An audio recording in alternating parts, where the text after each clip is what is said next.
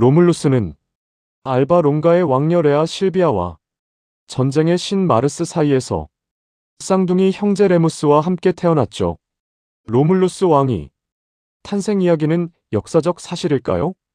탄생부터 죽음까지 로물루스의 삶은 흥미진진한 이야기로 가득합니다.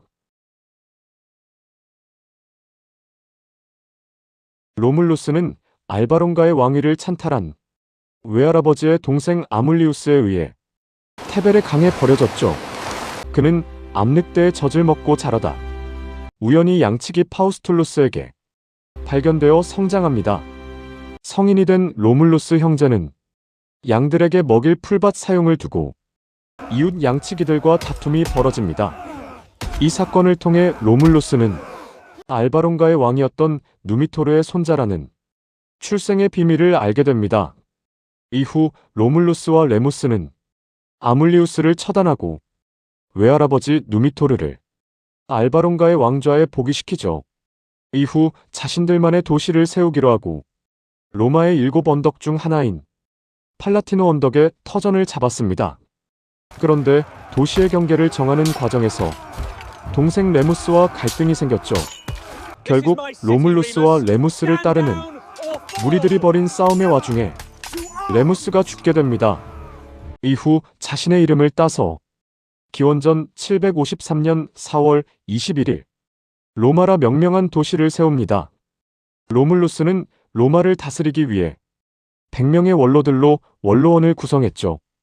원로원은 왕의 자문기구로 이들의 후손은 훗날 로마의 귀족 계급인 파트리키가 되었습니다. 인구가 부족했던 건국 초기 로물루스는 인근 지역의 도망자, 노예, 죄수 등 누구든 로마로 오면 시민권을 주는 망명지를 카피톨리누스 언덕에 설치합니다. 이를 통해 로마는 빠르게 인구는 늘었지만 정작 가정을 이룰 여성이 턱없이 부족했습니다. 로물루스는 이웃 부족들에게 통혼을 요청했으나 거절당하자 극단적인 계획을 세우죠. 로물루스는 콘수스 신을 기리는 성대한 축제를 열고 사비니인들을 초대했습니다.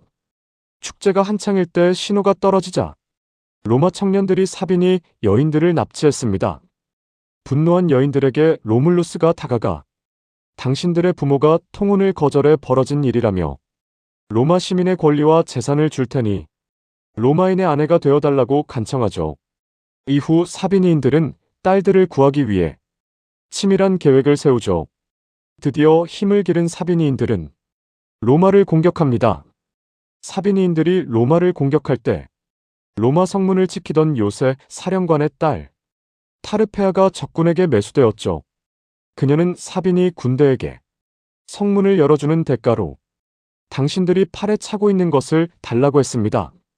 그녀는 그들이 차고 있는 황금 팔찌를 원했던 것이죠. 하지만 사비니인들은 배신자를 경멸했습니다.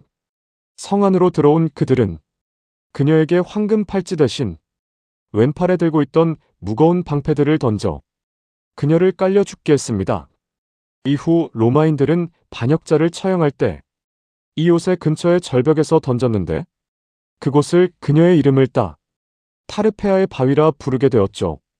양측이 격렬하게 전투를 벌이던 중 이미 로마인의 아내가 된 사비니 여인들이 어린 아이들을 안고 전장의 한복판에 뛰어들었죠. 한쪽은 우리의 아버지이고 한쪽은 우리의 남편입니다. 우리 때문에 피를 흘리지 마십시오. 여인들의 간절한 호소에 두 진영은 전쟁을 멈췄죠.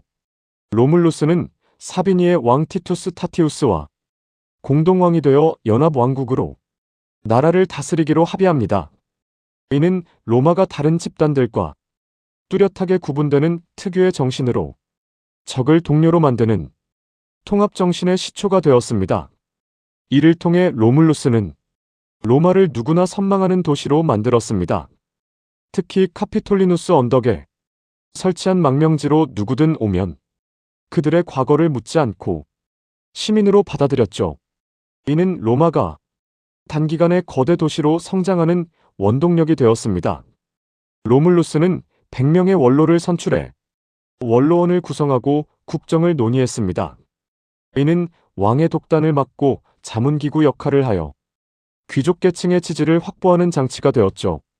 원로원을 구성한 이들의 후손은 훗날 로마의 귀족 계급인 파트리키가 되었습니다.